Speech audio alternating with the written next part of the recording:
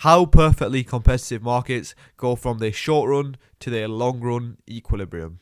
So, you need to be able to distinguish between a perfectly competitive market's short run and long run equilibrium. And the main difference between the long run and the short run is that in the short run, a firm can make that box of super normal profit, whereas in the long run, there will only be normal profit. Just a reminder also of the economics definitions of profit.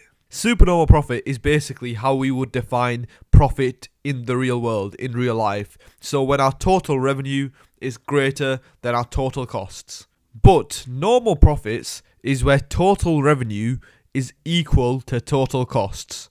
So the way I used to think about this, if we're thinking in the perspective of everyday life, we wouldn't actually consider normal profit to be profit because it's basically where a firm is breaking even.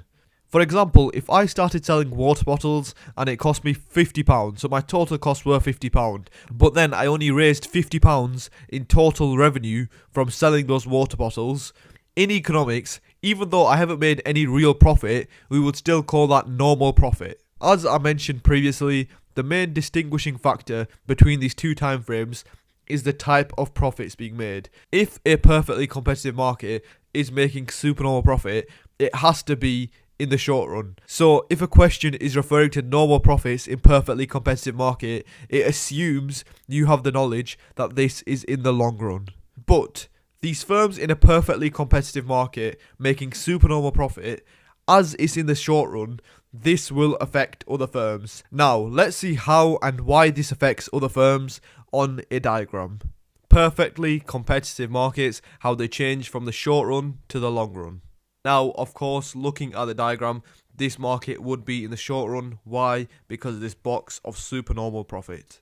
So we've established this is the short run, and now how do we move towards the long run? And it is still all to do with this box of supernormal profit. So this incentivizes new firms to want to join the market. Why? Because these new firms want to benefit from this profit. They want a part of this profit. They want to gain some of this profit for themselves. So new firms see this lucrative opportunity with supernormal profit, and the best thing about it is that we're in perfectly competitive markets. Now, if you think back to the characteristics and think about the barriers to entry, what barriers to entry do perfectly competitive markets have? Absolutely none. So this makes it very easy for new firms to enter the market. Now, if new suppliers are entering the market, how is that going to affect the market diagram? It's of course going to lead to a shift out of supply from S to S plus 1 because there's new firms in the market. Now, the main importance of this new supply curve is the new equilibrium point. So before the equilibrium was here, but now with the new supply curve, it is now moved to here.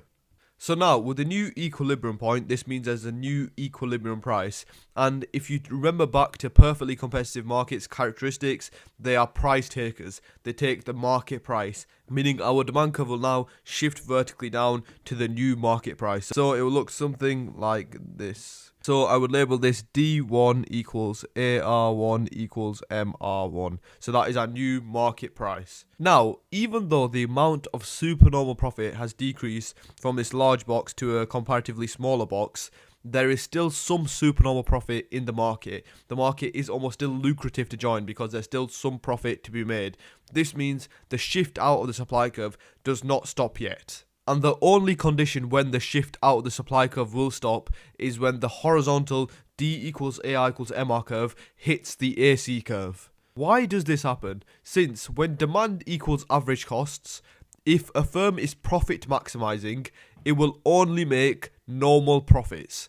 This means there is no longer any incentive for new firms to join the market. That lucrative opportunity has now gone since there is only opportunity to make normal profits in the market. And when there's no longer any incentive for new firms to join the market because there are only normal profits, we call this the long run equilibrium. And it will look something like this. So the supply curve would be around here.